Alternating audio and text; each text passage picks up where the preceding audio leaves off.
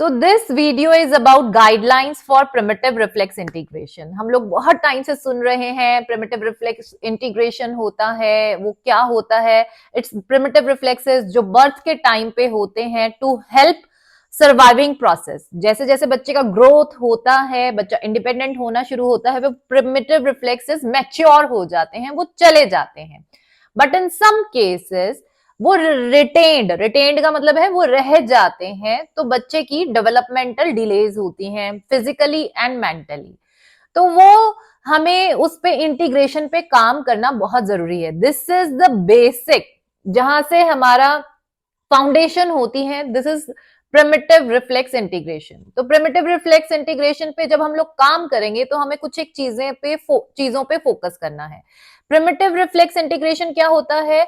Significance repetition. इसको हमें repetition के थ्रू, क्योंकि ब्रेन इज न्यूरोप्लास्टिक, वो अपने आप को चेंज कर सकता है। We can make different connections in our brain. तो उस न्यूरोप्लास्टिसिटी के लिए हमें रिपीटिशन, जितना ज्यादा एक मूवमेंट को हम रिपीट करेंगे, ब्रेन रिवायर होगा। रिवायर मतलब ब्रेन में चेंजेस होंगे और रिफ्लेक्स इंटीग्रेशन होगा।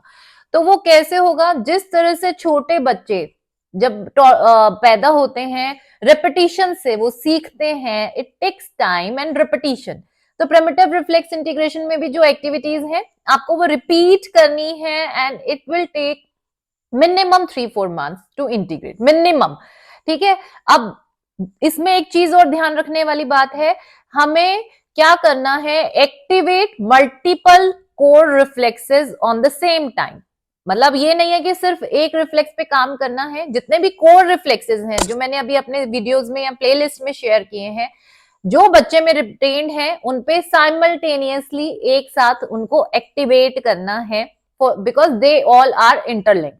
वो आपस में एक इंटरलिंक्ड है। आप एक पे काम करेंगे, दूसरे पे काम करेंगे, साइमल्टेनियसली काम करेंगे और रिपीटिशन के साथ काम करेंगे, तब न्यूरोप्लास्टिसिटी होगी। प्रिमिटिव रिफ्लेक्स जल्दी, देखिए एक पे करेंगे कुछ बेनिफिट मिलेगा, लेकिन आप साइमल्टेनियसली करेंगे, you will get better results, fast results.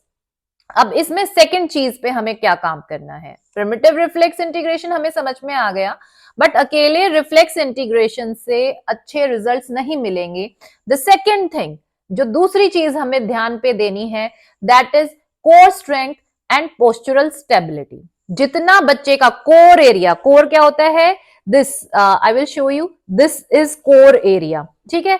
जितना ज्यादा ये कोर एरिया स्ट्रांग होगा बच्चे की बॉडी में, उतना ही ज्यादा ब्रेन एंड बॉडी कनेक्ट होगा। पोस्चरल स्टेबिलिटी एंड बैलेंस, मतलब पोस्चरल स्टेबिलिटी कि एक बच्चा अपने पोजीशन में होल्ड कर पाए इन डूइंग समथिंग, कि बच्चे को अगर कुछ भी टास्क परफॉर्म करना है तो वो लुढ़क नहीं जा रहा है इधर उधर, मतलब अपने आप की बॉडी को पूरा स्टेबल, पोस्चर को स्टेबल करके रख सकता है। That is postural stability. तो second thing, primitive reflex integration के साथ जब हम कोर स्ट्रेंथ और पोस्चरल स्टेबिलिटी पे काम करते हैं तो और फास्ट रिजल्ट्स मिलते हैं।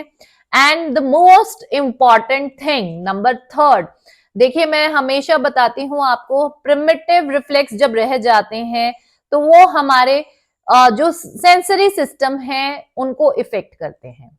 ठीक है।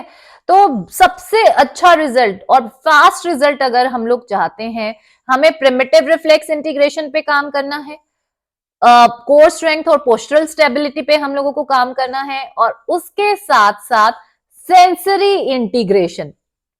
जब हम लोग उस चीज पे काम करेंगे, सेंसरी सिस्टम और रिफ्लेक्स को एक साथ हम लोग काम करेंगे, तब सबसे ज्यादा इंपैक्ट होगा बच्चे की डेवलपमेंट में। तो ये तीन चीजें हमें एक साथ करनी है।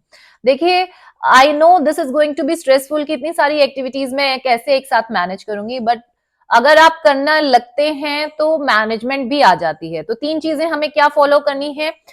Reflex integration, core stability and posture stability, core strength and posture stability, and third thing is sensory integration। जब हम इन तीनों चीजों को एक साथ कर रहे हैं तो बच्चे की डेवलपमेंट अच्छी होगी। ठीक है। अब बात आती है, मैंने प्रिमिटिव रिफ्लेक्स पे पूरा सीरीज किया है, जो भी कोर रिफ्लेक्सेस हैं। ठीक है। आप प्लेलिस्ट में जाके प्रिमिटिव रिफ्लेक्स फोल्डर में से देख सकते हैं। मैंने कोर स्ट्रेंथनिंग और बैलेंस की, जो पोस्चरल बैलेंस की है, शॉर्ट्स में बहुत सारी वीडियोस में शेयर करती रहती हूँ time to time. There are gym ball activities.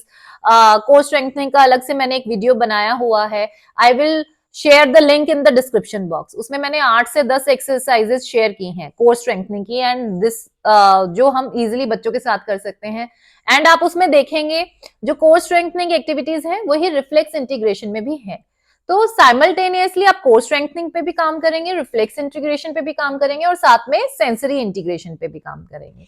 अब सेंसरी इंटीग्रेशन पे हम लोग एक सीरीज स्टार्ट करेंगे फ्रॉम 15th ऑफ मार्च, जहां पर जितने भी सेंसरी सिस्टम्स हैं उन पे हम लोग बात करेंगे, कैसे उनसे कॉप अप करना है, कैसे उनको एक्टिवेट करना है, और कैसे उस स्किल को डेवलप करना है, और कैसे प्रिमिटिव रिफ्लेक्स की एक्टिविटीज के साथ सेंसरी इंटीग्रेशन की एक्टिविटीज को क्लब करना है, ताकि वो हमारे लिए इजी हो।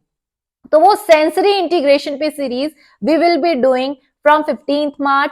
सो stay tuned for the sensory integration activity, and please लोगों को शेयर कीजिए about primitive reflex, about sensory integration, और सभी को आप पहले से प्रिपेयर करके रखिए कि yes, sensory integration series is going to be started, जिससे बच्चे के जितने भी सेंसरी इश्यूज हैं, जितने भी डिस्ट्रैक्शंस हैं, वो कैसे हम मिनिमाइज कर सकते हैं विद रिफ्लेक्स इंटीग्रेशन।